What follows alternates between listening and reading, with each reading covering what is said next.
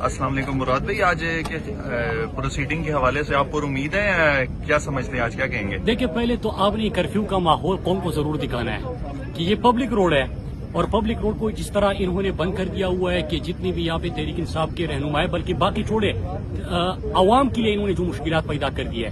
جب بھی عمران خان صاحب کے اوپر ایک جعلی FIR کرتے ہیں، عمران خان صاحب کے اوپر یہ مقدموں پہ مقدمے بناتے جا رہے ہیں، اور پھر اس کے بعد کیا کرتے ہیں کہ پورے اسلام آباد میں کرفیو اور ماشاء اللہ جیسے ماحول بن جاتا ہے. تو پہلی چیز تو یہ ہے. پھر اس کے بعد آپ یہ دیکھیے کہ عمران خان صاحب نے ہمیشہ آئین اور قانون کی بات کی ہے. امریکی سازش کے تحت امریکی غلاموں کو پاکستان کے اوپر مسلط کیا گیا، اور دوسری طرف آپ نے قوم کا فیصلہ دیکھ لیا. روزانہ آپ جلسے کور کرتے ہیں، پاکستان کی تاریخ کے سب سے بڑے جلسے ہو رہے ہیں. میڈیا بلیک آؤٹ ہے، جعلی FIRs ہے، صحافیوں کے اوپر قدغنے ہیں. جو صحافی ریجنٹ آپریشن کے خلاف بات کرے گا ان کو جیلوں میں ڈالو، ان کے اوپر تشدد کرو، ان کو ملک چھوڑنے پہ مجبور کر دو، تمام پولیٹیکل ورکرز کے اوپر FIRs کر دو.